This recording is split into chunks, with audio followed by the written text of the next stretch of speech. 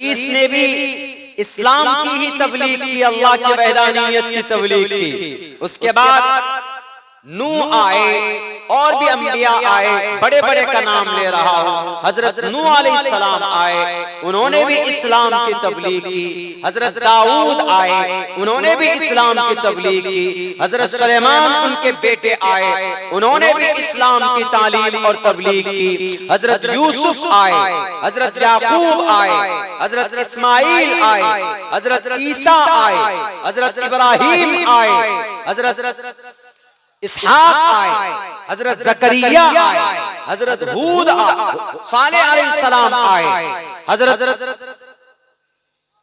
आखिर के अंदर अल्लाह के नबी से पहले हजरत ईसा 600 साल पहले, हजरत ईसा के बाद इन द एंड लास्ट में मोहम्मद रसूलुल्लाह सल्लल्लाहु अलैहि वसल्लम आए, हमेशा से आने वाला शाश्वत। बताओ मुनि जी, जैन मुनि जी, आप तो बोल रहे थे 2500 साल पहले फना आए।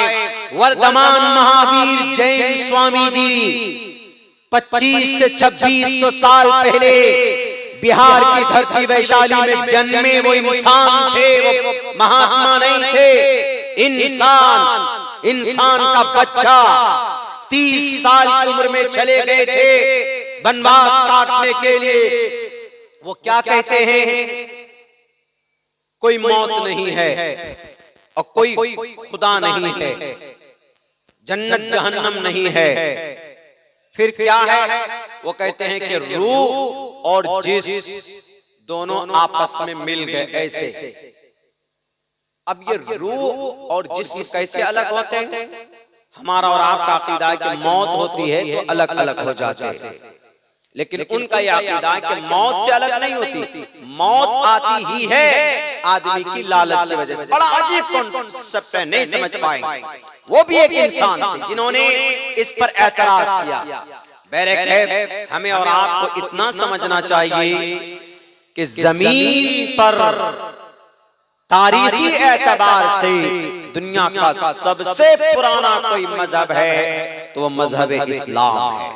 1450 साल पहले अल्लाह के नबी को अल्लाह ने भेजा।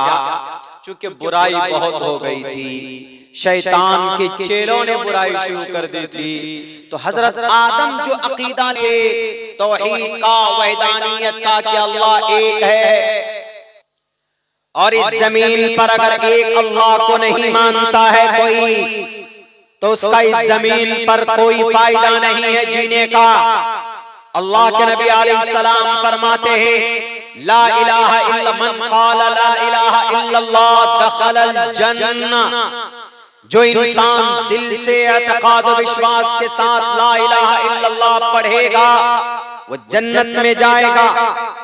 दूसरी हदीस में अल्लाह के नबी फरमाते मन शहीद अल्ला इलाहा इल्लल्लाह व अन्ना मुहम्मदर रसूलुल्लाह। जो आदमी इस बात की गवाही दे कि अल्लाह एक है और इस बात की भी गवाही दे कि मोहम्मद अल्लाह का आखिरी रसूल है, आखिरी अंतिम पैगंबर, अंतिम महर्षि है, अंतिम संदेशता है। मन शहीद अल्ला इलाहा इल्लल्लाह व अशहद व मन शहीद अल्ला इलाहा इल्लल्लाह व शहीद अन्ना मुहम्मदर रसूलुल्लाह हर्रमहुल्लाहु अलैहि नार। जो आदमी एक अल्लाह और अल्लाह के नबी के आखिरी होने की गवाही दे तो जहन्नम की आग उस शख्स के ऊपर हराम हो जाती है। ये अल्लाह के नबी अलैहिस्सलातु वस्सलाम का फरमान। इससे ये पता चलता है कि ईमान होना जरूरी है।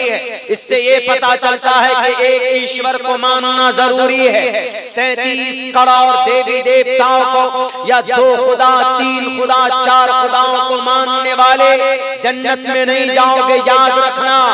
जब इस जमीन के ऊपर एक स्टेट का 2 सीएम नहीं रह सकता, आपके बंगाल का एक सीएम, बिहार का एक चीफ मिनिस्टर और एक मुल्क का एक प्राइम मिनिस्टर है। जब एक मुल्क में 2 प्राइम मिनिस्टर नहीं रह सकते तो इस पूरे ब्रह्मांड का 2 खुदा कैसे हो सकता है? इसलिए अल्लाह का कुरान कहता है कि जमीन पर अगर मुख्तलिफ खुदा होते लो काना फीहिमा आलिहतुन इल्लल्लाहु लफसदता, तो फसाद पैदा हो जाता। क्यों? एक खुदा कहता कि मैं बारिश करूंगा, दूसरा खुदा कहता कि मैं धूप करूंगा। एक खुदा कहता कि मैं जलजला लाऊंगा तुर्की में, दूसरा खुदा कहता कि नहीं मासूम बच्चे वहां जलजला मत लाओ। एक खुदा कहता कि एक्सीडेंट होना है, दूसरा खुदा कहेगा कि नहीं मिनिस्टर साहब एक्सीडेंट मत करो। एक खुदा कहता कि फना साहब को जलील करना है, एक खुदा कहता कि जलील नहीं करना। आपस में खुदा खुद लड़ पड़ते इस जमीन पर अगर दो खुदा होते तो। इससे ये पता चलता है कि जब जमीन के सिस्टम में दो सरदार नहीं रह सकते, दो राजा नहीं रह सकते हैं, किसी एक मुल्क का, एक बस्ती का, एक स्टेट का, तो फिर दो खुदा कैसे रह सकता है? जैन मुनि साहब, इस्लाम दुनिया का सबसे पुराना मजहब है। मलेच्छ भाषा कीर्ता तैन वेद वाक्य प्राण मुखा, जमीन पर सबसे पुरानी जुबान अगर किसी की है तो आदम की। मलेच्छ, ये है मलेच्छ आदम, मलेच्छ भाषा वेद वाक्य प्राण मुखा। हजरत आदम जिस दीन को लेकर आए, उसी दीन को अल्लाह के नबी अलैहिस्सलातु वस्सलाम ने आखिर में रिप्लेस किया, उसी को मॉडिफाई किया, अलग से बदला नहीं। जब कोई घर होता है, बनाते हैं उसको, उस घर को, जब वो घर 50 साल का हो जाता है तो उसके रेत बालू झड़ जाते हैं, तो दोबारा मिस्त्री को बुलाकर ऐसे ऐसे हथौड़ी से उसको क्लीन करके फिर प्लास्टर करते हैं। प्लास्टर करने के बाद फिर डेंट पेंट करते हैं, फिर घर नया बन जाता है। तो कोई ये कहे कि दूसरा नया घर बनाया है तो बेवकूफी है, लेकिन क्या कहेगा कि नहीं नहीं, घर तो पुराना था, उसी को डेंट पेंट किया है। सेम इस्लाम का ये मतलब है। इस्लाम है पुराना मजहब, सबसे पुराना। अल्लाह के नबी अलैहिस्सलातु वस्सलाम ने इसको डेंट पेंट किया है, इसको खूबसूरत बनाया है। अब क़यामत तक इसके अंदर कोई डेंटिंग पेंटिंग नहीं होगी, अब क़यामत तक इसके अंदर कोई तब्दीली नहीं होगी। ये वो मजहब है और क़यामत तक एक सिस्टम दे दिया, उसी सिस्टम का नाम कुरान है, उसी सिस्टम का नाम शरीयत है।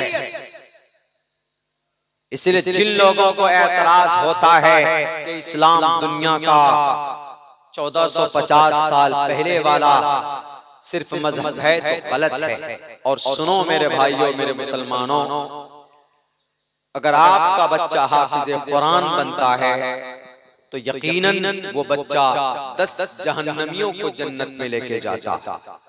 10 जहन्नमियों को अल्लाह कल क़यामत में कहेगा, फल्युक़ालु लिसाहिबिल कुरआन, हाफिज़ कुरान से या कुरान की तिलावत करने वालों से कहेगा, इक़रा वर्तक़ी, पढ़ो और जन्नत के दरवाजे पर चढ़ता जा, चढ़ता जा, अकेले मत जा।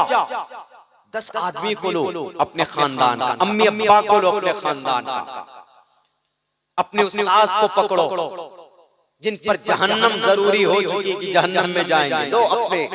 ये हाफिज़ कुरान का सम्मान है। दिखने में ऐसा लगता है कि क्या होगा, कुछ नहीं, इसलिए अपने बच्चों को हाफिज़ कुरान बनाइए। बच्चे को हम लोग पढ़ाते नहीं, वही बच्चा बिगड़कर हमारा वैलेंटाइंस डे मनाता है। आज 15 फरवरी है, आज से पहले जो कल था वैलेंटाइंस डे, वैलेंटाइंस डे नहीं था, ये वैलेंटाइंस डे था। हमारे जितने भी नए जनरेशन के लड़के हैं, न्यू जनरेशन है, ये वैलेंटाइंस डे मनाते हैं। Valentine's Day according to the Islam it is a prohibited, not allowed to enjoy with any girl and boy. इजाजत नहीं है वैलेंटाइंस डे मनाने का। वैलेंटाइंस डे की हकीकत मैंने पहले बयान की, ये दूसरी हकीकत बयान कर रहा।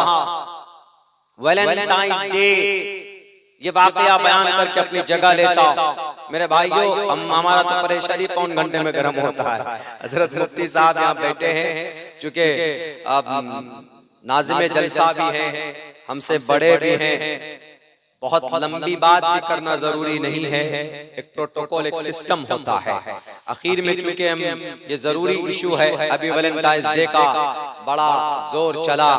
वैलेंटाइंस डे मतलब इसका ये होता है कि जितने